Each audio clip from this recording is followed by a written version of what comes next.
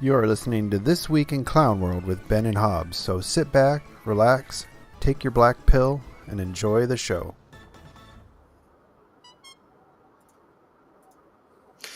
Hey, good news, everyone! We're not dead. Yes, it's once again This Week in Clown World with Ben and Hobbs. I'm Hobbs, he's Ben, you're in Clown World, and even though we've had a 3-week hiatus, I'd say that the news has been pretty slow, so this should be a pretty lightweight episode. No, seriously, lots of stuff has been happening in the last 3 weeks. We took about 3 weeks off for summer activities, and now we're back. How you been, Ben? Defeated, I guess, to put it lightly. Defeated. Yeah, that is one way to put it. So let's go ahead and just kick it back to a couple of weeks ago when the big beautiful bill that wasn't so beautiful, but it was definitely big, was passed. We haven't talked about that. That happened after we took our little break. Lots of stuff in there that I was looking forward to. As a gun guy, I said that it would probably be worth it, and we got not what we wanted. Nothing. We got something out of it, but I didn't missed get that. exactly What what we is wanted. what is the something we even got? All right, well, other than the let's talk about the not gun things at first. So, Okay. even though the debt ceiling was raised a staggering $5 trillion, Which you and I have given up. Money's just whatever at this point. yeah, it's all fake. Yep. The big beautiful bill actually only set aside $276 billion worth of spending. So unless they're coming up with new things to spend that money on, the debt ceiling itself being raised, it doesn't mean that they spent an additional $5 trillion. They just said that we can spend an additional $5 trillion in the months and years coming up. But it only, $276 billion is still a staggering amount of money. But in terms of United States spending, that's like one Ukraine aid package. Right. So 276 isn't exactly very much spending that actually went into it. Now, of that 276 billion that was spent, 175 was spent on border and immigration related issues. They're hiring new agents. They're setting up new like schools or academy courses for the new hires that they're going through. They're upping the vetting process. They're uh, putting in new facilities at ports of entry so people that are coming here the legal way aren't as held up as they used to be. It's making legal entry a lot easier. They're expediting, of course, a lot of the deportations of the people that are here illegally. And one of the things that I find interesting is that with $175 billion being spent on essentially customs, border protection, and ICE, that makes our border patrol and ICE the third most well funded military force in the world. ICE What has could go better wrong? ICE has better funding than the Russian military.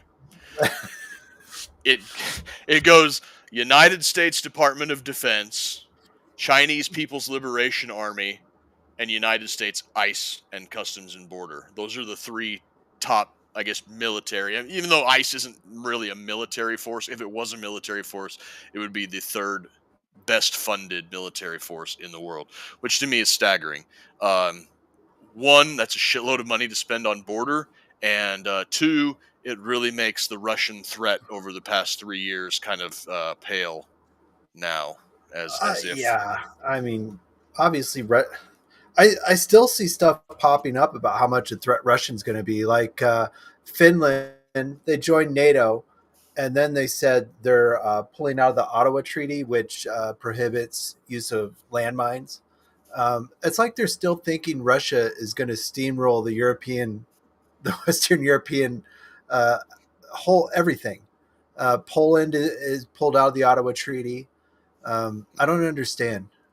It's one of the things that's I just don't get it.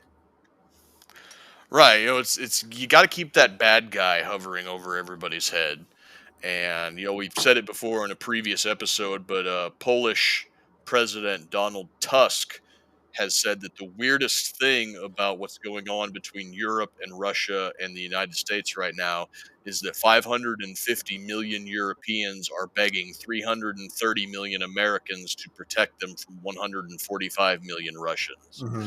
So, I mean, even without the United States, Europe has the manpower by a factor of four, Yeah. and they don't necessarily have the military numbers or the materiel that would be needed to take on a Russian advance, at least not initially.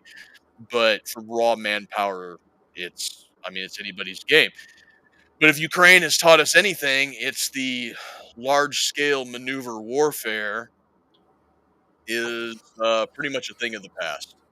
Yeah. Uh, it's coming down to this these low scale special operations detachments combined with frenetic on the ground where you don't know who's your enemy and who's your foe, combined with the ever present danger of drone warfare, which I I don't know if I've ever gone into it on here, but I get into arguments with people on on Twitter sometimes about my feelings on drone warfare, and I've come to the conclusion that drone operators don't get to go to heaven.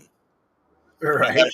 no matter what side you're fighting on, no matter what cause You're fighting for, if you're one of these people that's flying one of these little drones around with a grenade or some explosive charge and taking out somebody who has dedicated their entire life to martial prowess, someone who trains and stays in shape and does all of the things that a soldier in the traditional mold does, you are a piece of shit.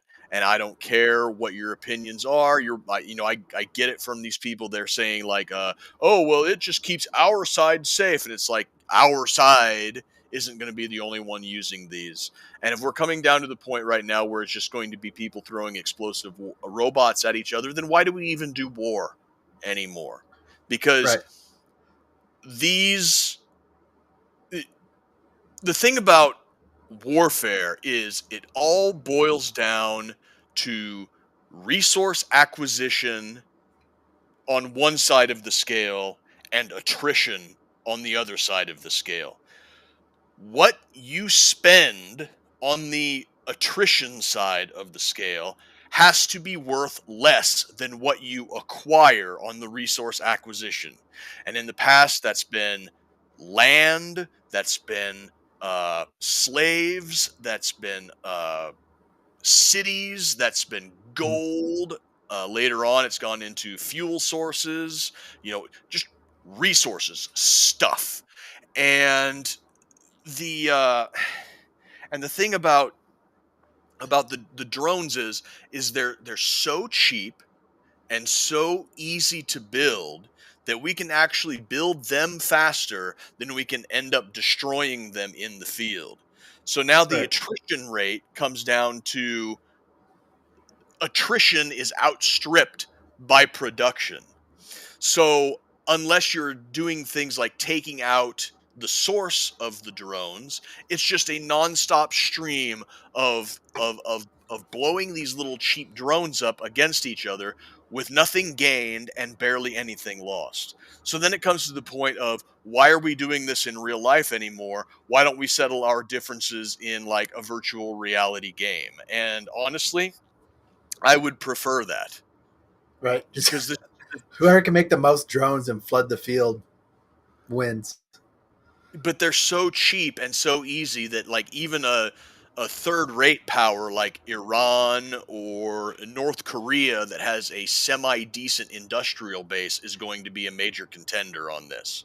And we can see from the current wars going on between, or war or scuffle or whatever you want to call it, between Iran and Israel, that Iran is exceptionally adept at making these cheap disposable assets like dumbfire missiles and things like that, so much so that the high-tech interceptors that a country like Israel uses get exhausted long before Iran does. Mhm. So what that's telling us is that cheap cheap quantity becomes a quality all its own.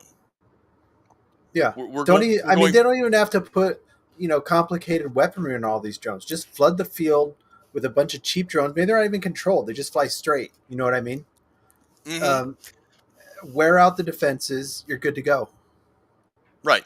And then at that point, what are you going to do as a defender? Is your people are now vulnerable. Your defenses, your countermeasures are all used up and worn out, and then you're going to have to figure out how to play real war again, because you're either going to be having to continually counter all of these drones that are still coming in, or if your enemy's resources of cheap drones is also now exhausted, now you're just back to square one fighting each other like normal. So I don't understand. Well, I mean, I understand it, Right. but as it is right now, the whole drone thing, I absolutely cannot stand A it. couple of comments. NAFO guys, Riley Face. NAFO guys were cheering on the drone field experiment on the bodies of dead Russian and Ukrainians. Um, not sure. I don't know what I didn't. NAFO is. I mean, Um, unless you mean NATO. I am maybe. Then we got another one. It tells us we fight Iran while we die. Um, yeah, I mean, apparently, Well, not the United States, unless, I mean, if we send troops over into yeah, Iran, yeah, those right. troops are going to have a very difficult difficult time of things, but Iran doesn't have the force projection to be any kind of threat to the United States. They have the Right. force projection to be a threat against Israel. They have the force projection to be a threat against Turkey or Saudi Arabia or Iran or Afghanistan if we still have assets in any of those areas. But as far as a direct threat to the United States, Iran doesn't. It Yeah, I doesn't have mean, it. sure. Yeah, if we invade, gonna die. Yeah, in the conventional sense, though. Hmm. Now, considering the 4 years of our open border and the fact that a lot of Middle Eastern people can easily pass as South American people, Hmm. then yeah, who knows how many Iranian sleeper cells are in this country right now, and with our soft target infrastructure and God knows what else, then yeah, Iran could be a very big threat to us here. But as far as a conventional force on force military threat to the United States, no, Iran's not it. Last one, fiber optic drones are crazy. Yeah, there's some videos out there. It's like they're standing under spider webs. There's just so many fiber optic drones that have been flying overhead of these people.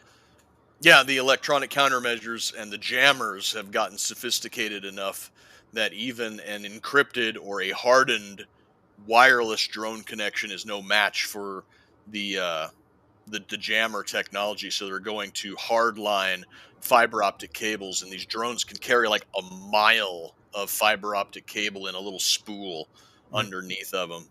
And yeah, they've been used so much that, yeah, like you said, it's like spider webs in the trees, which presents a risk. Excuse me, presents a risk all its own for the drones because they can't fly through that.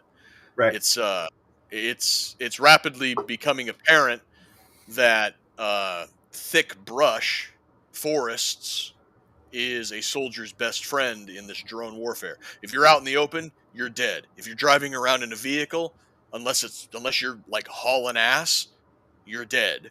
If you're in a forest, you've got a chance.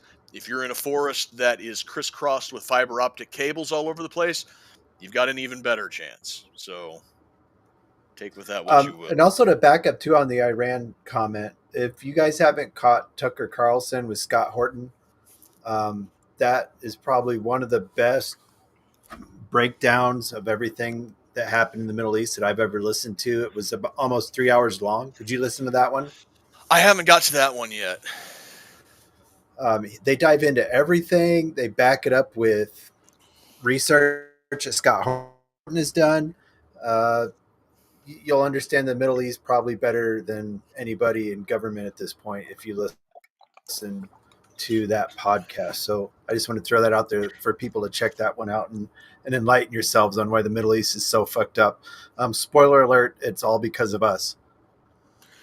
Yeah, Scott Horton was actually on this show with Nathan about 5 years ago, so we might be Yep. able to reach out to him again. Although he might be a little bit big for us now. Yeah, Um, he's really blown up in that time. People started realizing he knew what the hell he was talking about. He's libertarian leaning, so he doesn't pander to one side or the other. He just tells it like it is. hmm Yeah, Yeah, yeah, it was really interesting. I mean, he broke into the Iraq War. All the same people. John Bolton, that goofy bitch married to Kagan. What's her name? That uh, shit. Victoria. Victoria Newland. Yeah, her and Bolton were behind a lot of the situation of why the world's so fucked up in the situation we are right now. So go listen to that. But yeah, anyways, I just want to throw that in there because I listened to it. I knew a lot of it, but it was great to hear all of it backed up with receipts. I Yeah, thought it was England, UK in the World War One era. Oh, and in Ukraine, you're talking about there, Lewis. I mean, no, they're he's doing talking about in the Middle East. He's talking about the Sykes-Picot Agreement. Why Oh, the I mean that was a little bit. They talked about that, but I mean all the modern stuff is just from fuckery by the United States trying to play both sides against themselves. yes, Especially Hussein, he thought we were his good buddies, and we yeah, part of the main reason the Iraq War started was because Hussein pushed up to the border. They basically, I mean, we're getting in the weeds here. Basically, United States told Hussein, "Yeah, okay, you can take a couple of the Kuwaiti wells. We won't care." So Hussein pulls up to the border, contacts the United States, says, "I'm going to take these wells." United States is like, "Oh, well, we changed our mind. We're just gonna go ahead and wipe you out." Yeah. Yeah. There's I'm between Saddam Hussein, the Mujahideen, Chiang Kai-shek in Republican China, the Kurds. I mean, it's a wonder that anybody is still allied with the United States because we are just awful allies to have. I mean, I the mean, if you Taliban's really think. reaching out to us. The Taliban wants us to come over and and visit the country. I guess. Oh shit! I don't know if I sent you that or wait. Maybe that was in one of our group chats. Was that commercial? The the Taliban Taliban. tourism video. You want me to pull that up here quick? And Yes, please. If you've got it, please pull it up because this is the wildest shit in the world, and it tells me that when we all of the stuff that we did in Afghanistan, we essentially genocided their entire boomer and elder millennial population because if this is the caliber of I mean if you just backtracking to right after we pulled out of Afghanistan, the social media posts that were coming out of the official Taliban they were Twitter good. They were profile, good. which is wild to think that such a thing even exists. They were funny, they were tongue in cheek, they were peak millennial and early Gen Z humor. And now this video that you're about to play, guys, this is a real video put out by the Taliban encouraging tourism. Watch this shit. Message for America. Welcome to Afghanistan.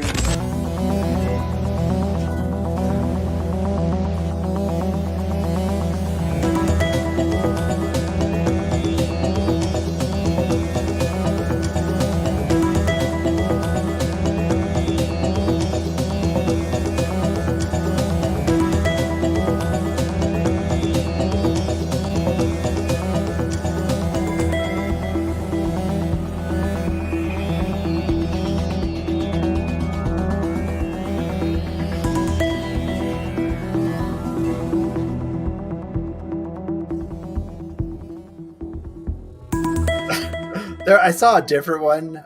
You get the gist of it, though. They're showing the country. Have fun fucking around with machine guns. Yeah. You want to blow up a goat with an RPG? I mean, you might want to explain to that goat's husband what you did, but it'll still be fun if you've got the money. No, the Taliban, for all that they are, they seem to have learned the lesson that cooperating with the West is a lot better than just railing against the machine. They're trying to get tourism up, and honestly, Afghanistan is a gorgeous country, and I kind of want to go. Yeah. I mean, and I'll go ahead and say it. I've probably got more in common with a conservative Taliban dude than some metrosexual from America at this point. You Yeah, know, yeah. I mean, hang out with some bros shooting machine guns, eating barbecue.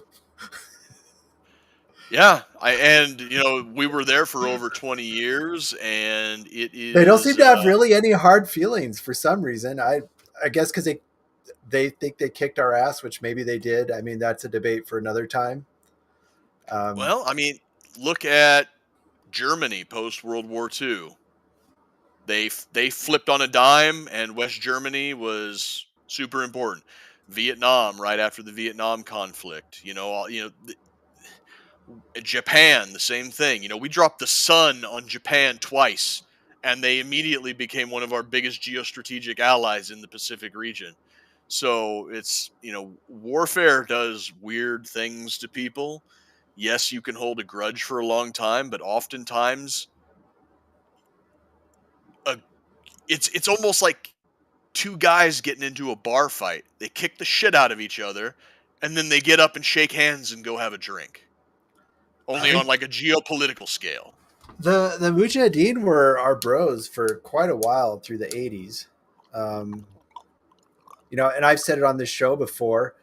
I had a Mujahideen. I went to school on military bases, and when my dad was stationed in Germany, we had a Mujahideen fighter come and talk to our class and tell us stories and eat lunch with us.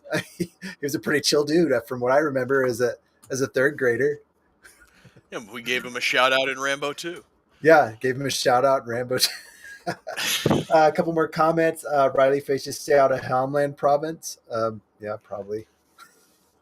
Well, I have kind of made up my mind that in the event that I ever get to be a tourist anywhere, I'm going to stay out of all urban areas. I'm going to explore the backcountry of anywhere that I get to go to.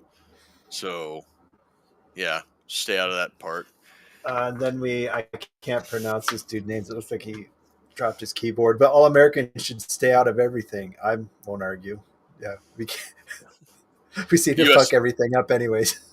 Yeah, the U.S. government should definitely take about a 10-year hiatus of doing anything in foreign affairs at all at this point. But we got Especially into in the this. Middle East. Yeah, Yeah, we've been talking about just like bonkers war shit for 25 minutes, and we were originally talking about the big beautiful bill, and somehow ICE spending turned into the Russia-Ukraine conflict, which then turned into Afghan tourism.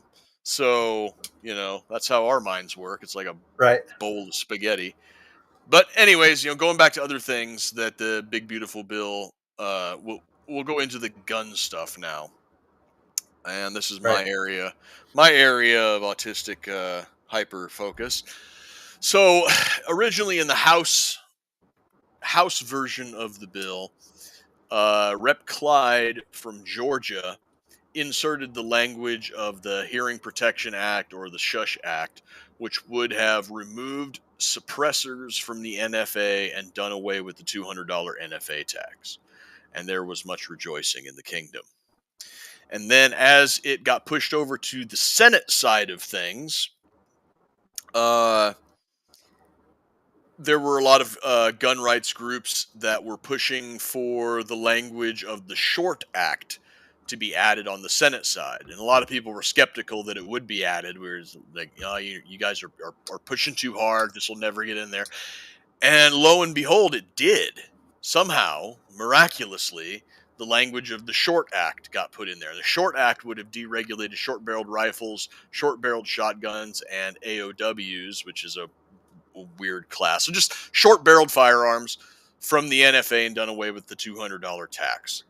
And it made its way through the Senate. And then before it was signed off on by the Senate, they had a bureaucrat called the Senate parliamentarian whose job is to overview everything and then see if they pass something called the Byrd test, or they call it the Byrd bath. And yes, this is named after Senator Byrd, who was a grand wizard of the Ku Klux Klan, that very same Senator Byrd.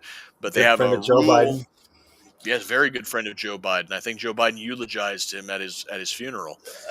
But anyway, so the Senate parliamentarian gave everything the Byrd bath, and the Byrd rule says that anything that is put forward in a budgetary reconciliation bill must pertain to budget spending, spending and tax. Right. It can't be just policy.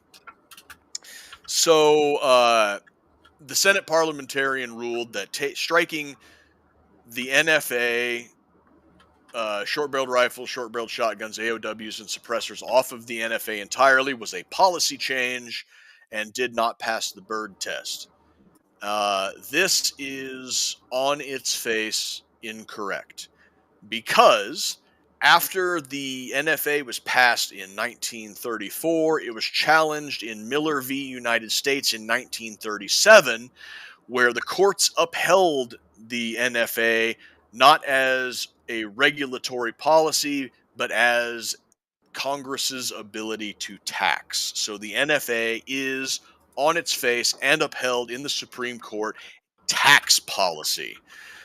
So the Senate parliamentarian was wrong, but rather than ignore her, they struck the Hearing Protection Act and the Short Act. The NFA items will still be on the NFA. They will still be required to be registered, but the $200 tax is gone away with.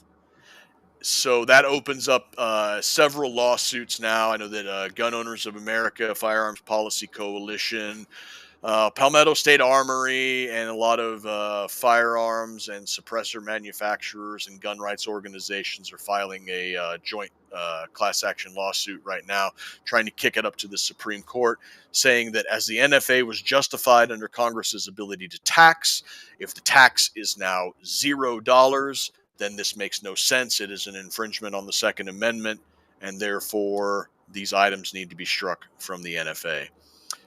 Knowing this, Senator Chris Murphy in the 11th hour decided that he was going to try to halt that and up the registration tax to $1. But unfortunately, fortunately for us and unfortunately for him, he lacked the 60 votes required to amend it. And so now we have zero tax, but registration. This takes effect on January the 1st of next year. Zero tax but registration. They a bone to the poors here, or what? Say what? I couldn't hear that. You said zero tax, but there's still registration, so we got a bone toss to the poors here, I guess, is about what it works out to. I don't think it was a bone toss to the poor. I think it was more of a boneheaded move by the Senate parliamentarian, because now she has essentially set up the entire NFA to be challenged in court, and it's a pretty slam dunk case, if you ask me. Well, we'll see if it pans out. I mean, I don't know. It seems like every time they try and do something with this, they just fuck it up, and we never get anything.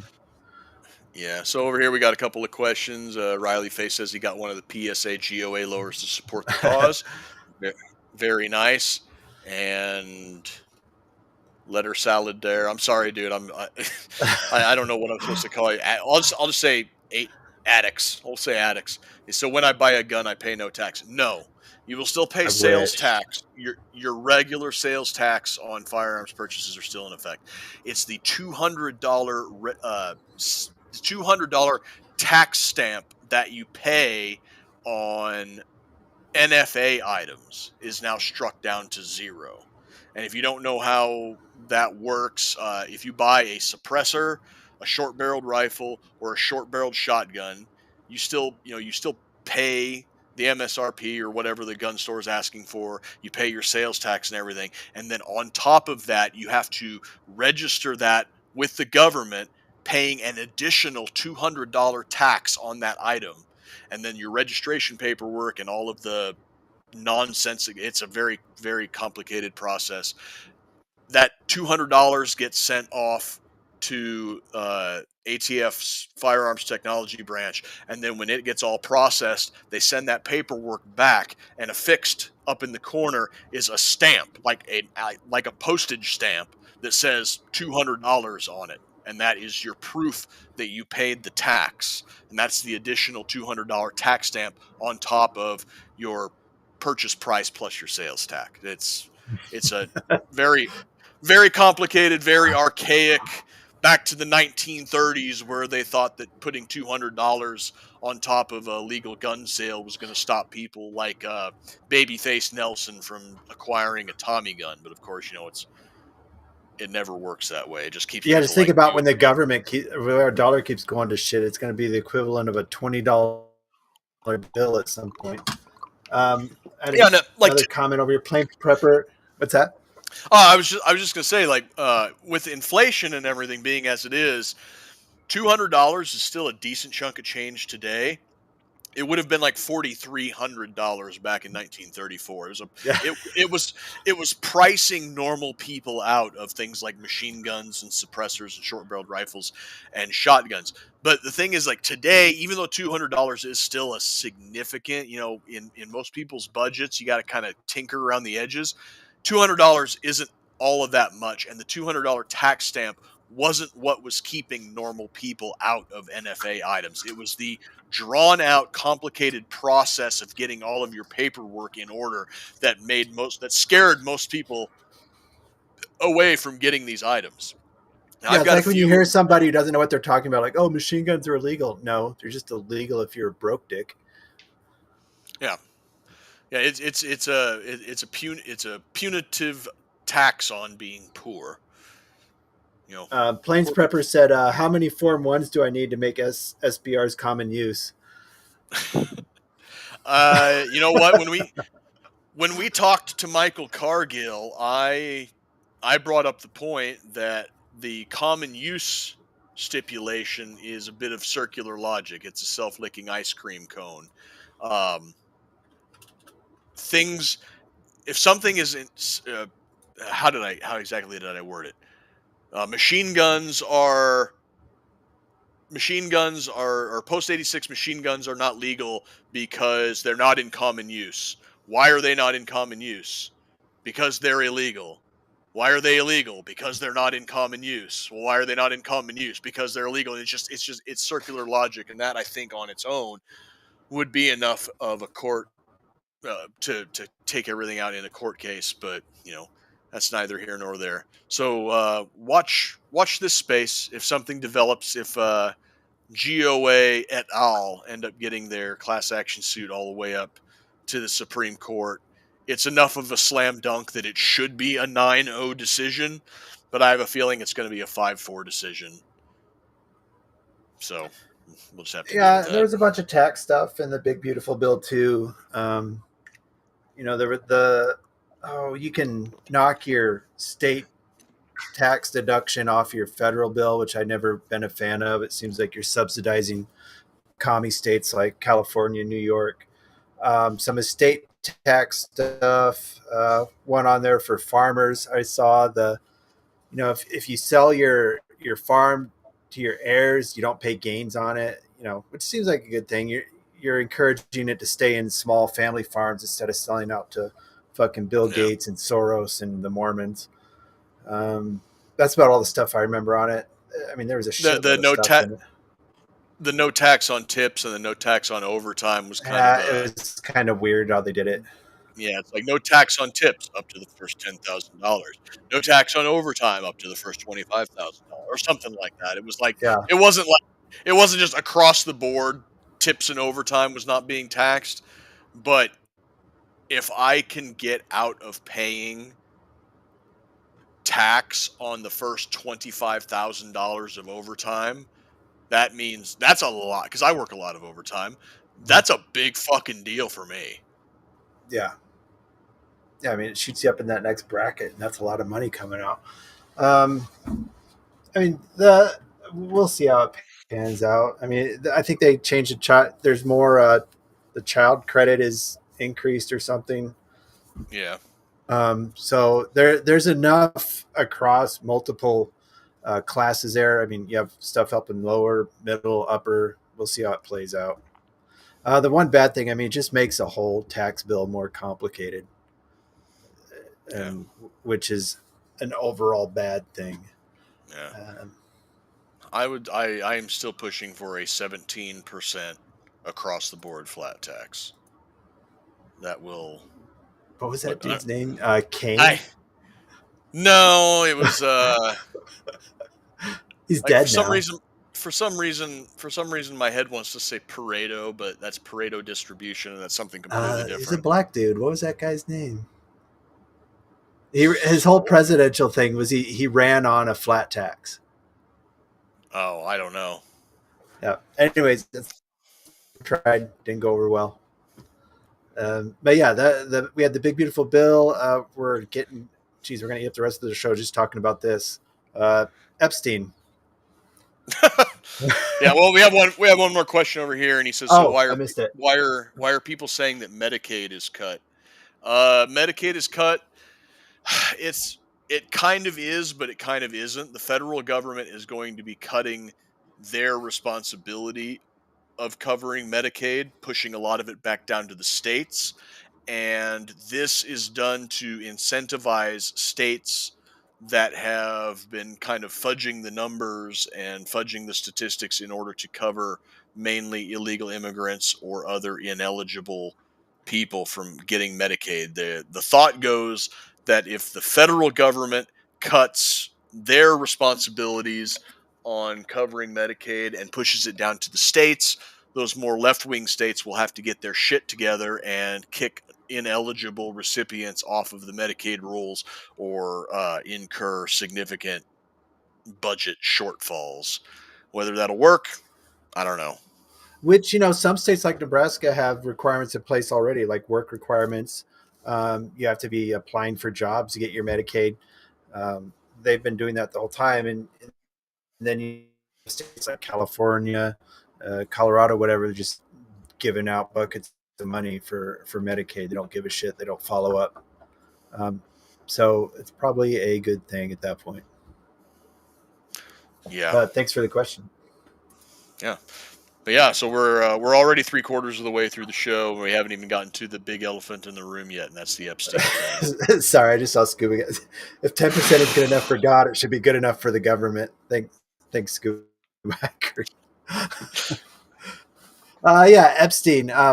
Apparently, we were all just fucking conspiracy theorists. He just a chill dude who liked massages, tripped in his jail cell and died. But a Yeah. tragedy. Yes. Yeah. This has got to be the most genuinely disheartening and disappointing thing that I've seen come out of the federal government in a long time. And that's setting the bar pretty fucking low. Yeah. Uh, so, in addition to Dan Bongino and Kash Patel's joint hostage video that they put out a couple of months ago, um, there was an unsigned joint memo, a page and a half long, that was leaked to Axios, of all places, saying that not only did Jeffrey Epstein, not only was there no client list available, Jeffrey Epstein never blackmailed nobody, and all of the the hours upon hours and terabytes of sexual abuse material that he had, all of that was just for his own consumption. It was stuff. It wasn't video recordings of him and his friends and clients sexually abusing children. It was just child porn that he got off of the internet and downloaded it of his own accord. And all of the victims and everything were simply being abused by him and him alone. And the entire world stood up and said, "Bullshit." Yeah. Jeffrey was just looking for RuneScape recipes. He got into the new RuneScape game and stumbled onto child porn, I guess. Just poor Jeffrey. Just Yeah. So somebody over here said, "Why is his chick in jail?" His chick is yeah. in jail. That's another question that people are asking. It's like, well, if he was doing all of the abusing, why is Ghislaine Maxwell in jail? If there's no clients, who We is she taking the kids to? Yeah. I guess Jeffrey. She was found guilty and put in jail for trafficking kids to him and him exclusively. I guess is what they want us to believe now. Again, bullshit. Uh, yeah. So there's a lot of speculation out there. People are not. They're not falling for it, and Trump and his people are trying to make it go away. Like, oh, nobody cares about Epstein. Ben Shapiro was out there. It's like, no, nobody cares about Jeffrey Epstein. It's literally like a 0 on a scale of 100 to about who cares about Epstein. And it's like, buddy, read the room.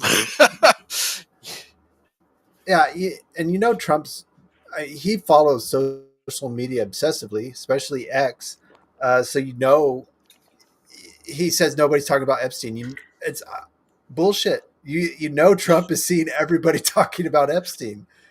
Yeah. It's not like he's shielded from it. It's not like he's like Joe Biden, who probably never went on social media. Nobody's talking about it. If Joe Biden said nobody's talking about Epstein, he might be like, oh, well, this stupid old man's not on any social media, so he Yeah. doesn't know. It's not the case with Trump. You know he No. knows. No. And there was last night, I think it's actually going all the way through the weekend, but last night there was a Turning Point USA event held by Charlie Kirk. And I've seen a few clips. Tucker Carlson and Megyn Kelly, like, oh, you want to talk Oh, about a redemption arc? Megyn Kelly went absolutely hard in the paint against Pam Bondi. Tucker Carlson just flat out said that Jeffrey Epstein was an intelligence asset, probably working for Mossad, and we're not allowed to talk about it, but I'm talking about it right now. And every single time that one of these conservative influencers on the TPUSA stage said something like, we don't believe the official narrative coming out of the Trump administration, the crowd went nuts. mhm. Trump has lost Turning Point USA. And if he continues to double and triple down on nobody cares about Epstein, let's move on, he can kiss the House and the Senate goodbye come the midterms. You know who steered clear of this remarkably well is JD Vance. Yeah. I think the dude is smart. He follows social media. I haven't seen anything from him commenting on this at all. He's got to be thinking to that next election that you don't want to be anywhere near this shitstorm. Exactly. Who knew Hobbs had a great Ben Shapiro impersonation? It's like a high pitched Bernie. Yeah, you just kind of got to like pinch that upper nasally part of your and just talk really fast. Come, gang, my wife's a doctor. I know these things. Too bad he doesn't have an Abby Shapiro impersonation. Let's see. So, but yeah, I mean, everybody knows it's bullshit. Tucker ripped into him. Basically, he came out. He's given up on government. He said the only answer at this point is revolution. I was like, all right, you're speaking my language, bro. Yes, old Tucker Carlson is going to be the George Washington of the modern age. But you know, I bring up the Turning Point USA thing specifically because not only was people like Tucker and Charlie Kirk and Megyn Kelly and Benny Johnson in attendance there, but Donald Trump Jr. was also in attendance. And if there is anybody that's going to get the message to Donald Trump Sr. that something's got to change, it's Don Jr.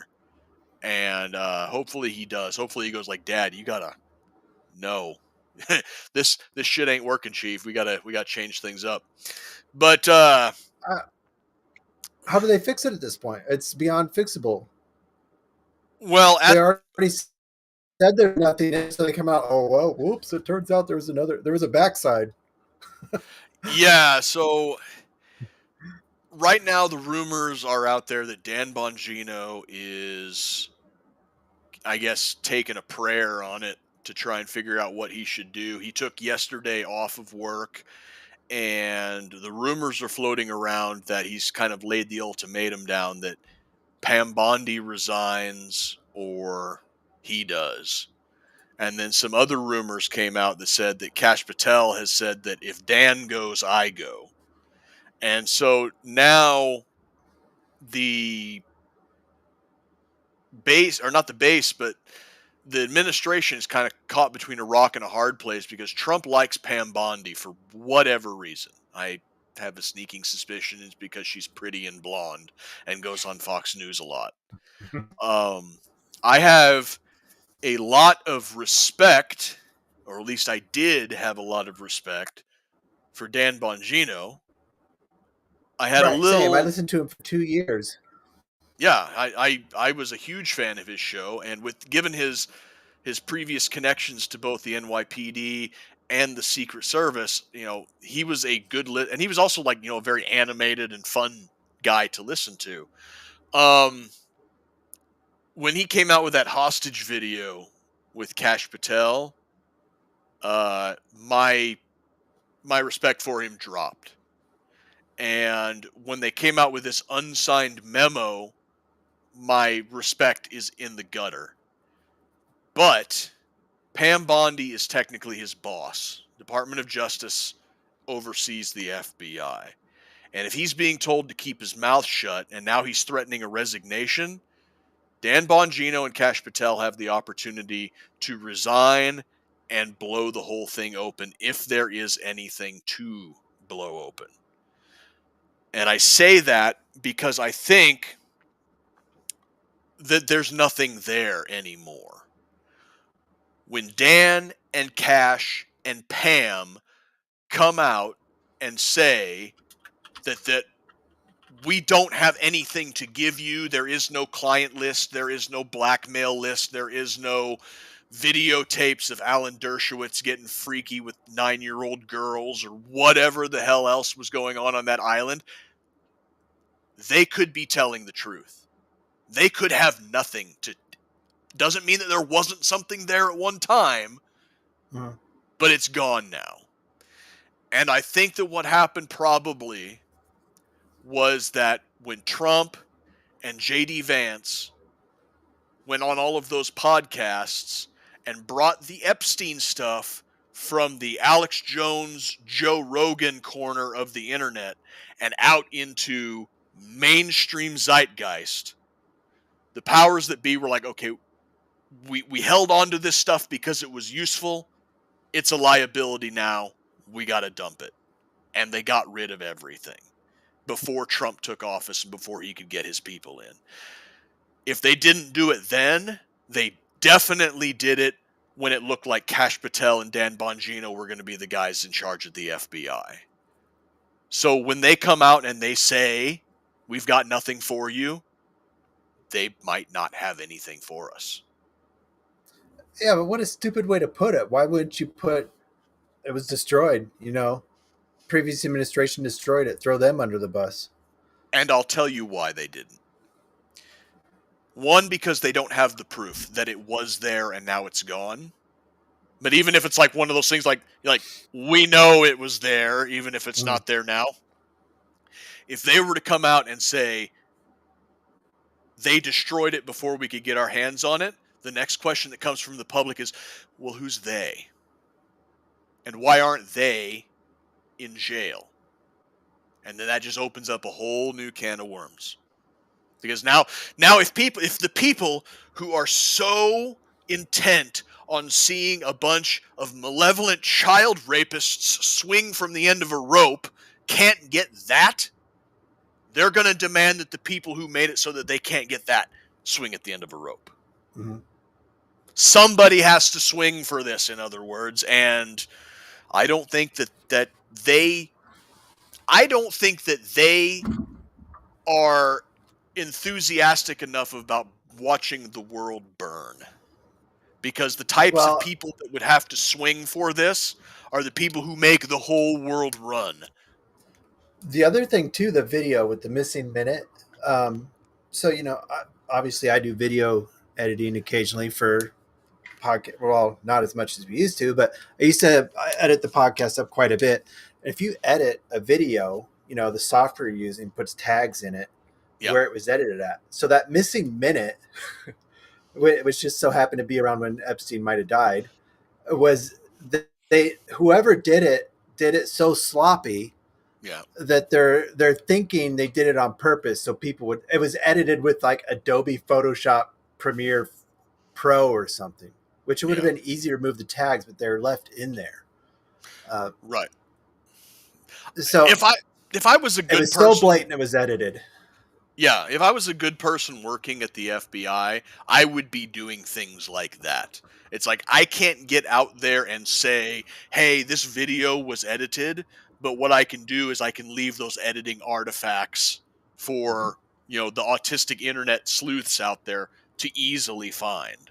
These little breadcrumbs that will, give you the plausible deniability that you as an FBI agent need to keep your job and to keep yourself out of jail for leaking state secrets or whatever, but still, in a way, get the truth out there so that other people FBI dude that did that, we salute you. Hope you're still alive. I'm gonna pretend it's Darnell.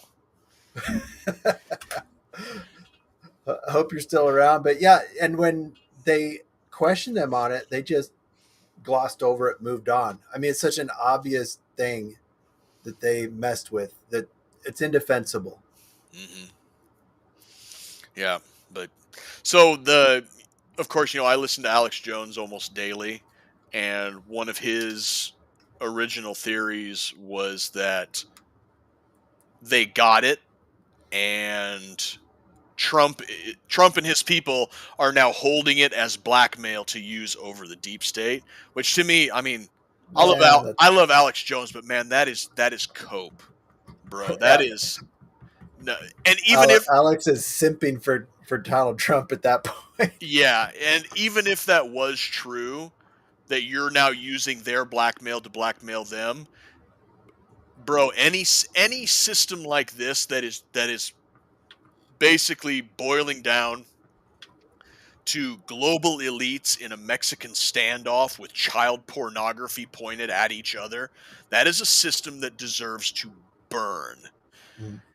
If anything, Trump is not holding that over their heads. If this material still exists, which at this point I doubt that it does. If this material still exists, which I don't believe it does, but if it still exists, I have a feeling that when Trump signed that executive order to release it, they came into the Oval Office, they laid it out in front of him, and they said, okay, this is what it is.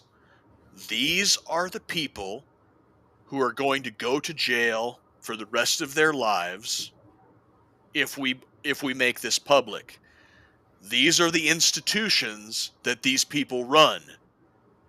Think about the first, second, third, and fourth order effects if all of this comes crashing down. Now, what's going to happen is your Department of Justice is going to say that there is nothing there. You are going to get out there and say that everybody needs to leave the Epstein thing in the past, because the alternative is we burn the fucking world to the ground. Is that clear, Mr. President? And he says, holy shit, okay. Yeah. I don't think Trump has the deep state by the balls. I think they've got him by the balls. I mean, this is going to play out over the next 10 years. I mean, the people that were doing all the kitty fucking for Epstein are aging out of the system, and hopefully the new people moving into government are aware that somebody offering some shekels and a date with a young looking girl when you get to Washington, D.C. is probably not a good idea. So at some point, the system's going to crash on its own because it's been shown what the whole thing is. The JD Vance. No, go ahead. I mean, like the younger people like JD Vance that are, they've been on social media their whole lives. They know they have to be careful about stuff like that. It's not old boomers. It's not these old boomers who fall for, Russian prostitutes and whatnot. We have some comments. Bondi admitted there was downloaded CP. Very likely the blackmail downloaded from the cameras on his island. Yeah. A certain extent, almost the opposite setup to the scenario for AI. Would you say a race slur to stop a nuclear bomb? Yeah. That's very astute observation. But yeah, that's the other thing. It's if they expect us to believe that Jeffrey Epstein had a $20 million brownstone in New York and a Palm Beach estate and his little pedo island out there, little St. James Island, and the Zorro Ranch out there in New Mexico that was wired up with hidden cameras everywhere to take videos of him and only him molesting children, you're out of your fucking mind if you expect me to believe that. Unless this guy is like the most narcissistic pedophile on the planet. Yeah, and happening at the same time, the Diddy trial, kind of the, intersecting weirdos Yeah. blackmailing people. He got off too. Yeah. It's absolutely unreal, man. We might have to pick this up next week. Yeah, we'll see what happens next week with. Yeah, it's definitely, stay tuned to social media. My prediction is Bongino's gonna resign. Yeah. Donald Trump, like a couple hours ago, put out on Truth Social that, Pam Bondi's great. She's doing a great job. I don't know why anybody's trying to divide us. Why are we still upset over this Epstein thing? And it's like, motherfucker, you are covering for a pedophile. If nothing else, you are covering for that one singular child rapist of dozens, hundreds, maybe even thousands of victims, and you're telling us to just, let it go. Nobody's talking about that guy. Let it go. Yeah. Trust the plan. See what QAnon says about it, right? Yeah, exactly. Fucking plan trusters. Yeah. Ari, would you hide the Epstein list to stop a nuclear bomb from going off? Yeah, exactly. Yeah. Another one over here. I reckon Bill Barr moved all the incriminating stuff to the tiny hats. Yeah, probably. If it wasn't their just own outright. copy. Yeah. Yeah, if it's not out and out deleted.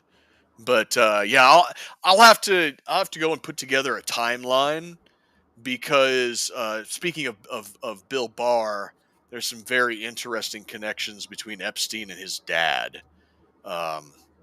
Epstein was a college dropout who was hired by Donald Barr, Bill Barr's father, as a math teacher at the Dalton School in New York, which is a very, very prestigious school where they usually only hire like Ivy League graduates or whatever. So for some reason, Donald Barr hired college dropout Jeffrey Epstein to teach math at Dalton School, which then, because he was rubbing elbows with a lot of like rich and powerful people who sent their kids to this school, he then turned around and leveraged those connections into getting a job at Bear Stearns, where he began his financier career, to which his only client ever was Les Wexner, the CEO of Victoria's Secret, who is the one who sold him that $20 million brownstone in New York for $1. And then everything just kind of spiraled out of control from there. But you guys can go back like, I think, 4 or 5 weeks where we also went into the fact that I think Jeffrey Epstein was just a front man, just some pervert that they got to take the heat. And I believe that Ghislaine Maxwell is actually the legacy operator in all of this, because you look into her father, right, Robert Maxwell. He was a newspaper man in Great Britain. He worked for CIA, KGB, MI6, Israeli Mossad. I mean, he was an intel guy and an intel guy. And when he died under suspicious circumstances, he was given a state funeral in Israel. So, yeah, homework tonight. Look into Donald Barr and Robert Maxwell. So going off that, you're saying maybe they didn't lie, that Epstein went. I mean, it was Mossad and Maxwell, huh?